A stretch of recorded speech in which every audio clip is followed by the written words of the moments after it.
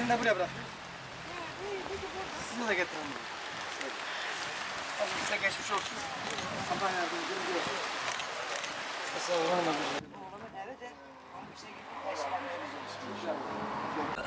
Şerleri yanımda. Boş oy ben Kaç çadır var burada? teslim etmezse su parası, ceyran parası hepsi benden. Size göstereceğim. Bunlar benden önce 10 sene giren adama para vermişler diyor sana hakkı ben bir şeyle gittim. Çıkarsa ben o...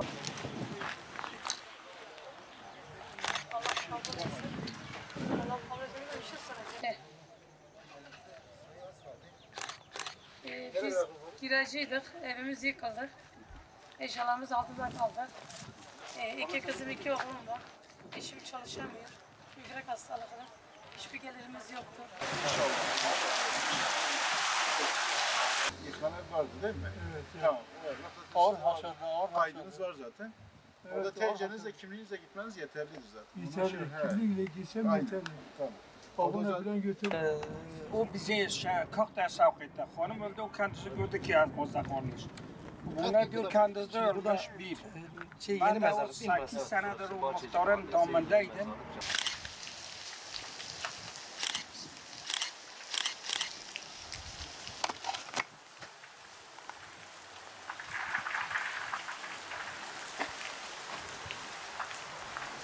Mavi Marmara gaz işletimiz rahmetli Yavuz'un mezarı hedefinde zarar vermiştir. Çünkü farklı olacak. Allah-u Teala onlara şefaatler ve naş etsin.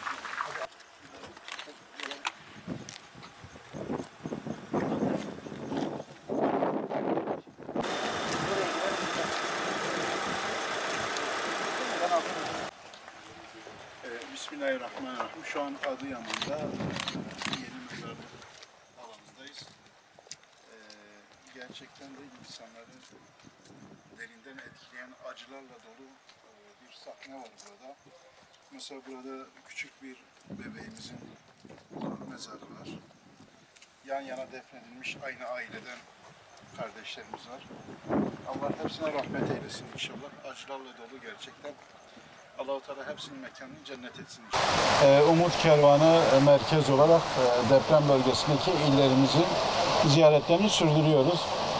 Şanlıurfa'ya uğramıştık. Oradan şu an Adıyaman'a geldik. Adıyaman'da öncelikle bir şehir turu attık.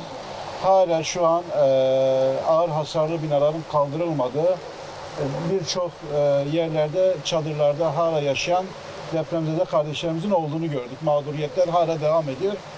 İnşallah bu mağduriyetler tamamen biter ve çadır kentlerde bulunan kardeşlerimiz de bir an önce öncelikle konteyner ve daha sonra devletimizin yapacağı TOKİ konutlarına inşallah yerleşecektir. Bu konuda büyük bir çaba söz konusu ancak gerçekten de yara büyük. İlk günden itibaren sarılmaya başlandı. Ancak hala yaralar tamamen sarılmış durumda değil. Özellikle arkamızda gördüğünüz çadır kentte bulunan ailelerimize bu çadır kent her ne kadar düzenli bir çadır kent olmasa da özellikle kıyıda kalan, dışarıda kalan ve kendilerine bir çadır bulup yerleşen ailelerimiz var burada. Onların gerçekten çok mağdur olduklarını, hala ciddi bir şekilde yardım alamadıklarından ve mağduriyetlerinin devam ettiğinden bahsettiler. Hasta olanlar vardı.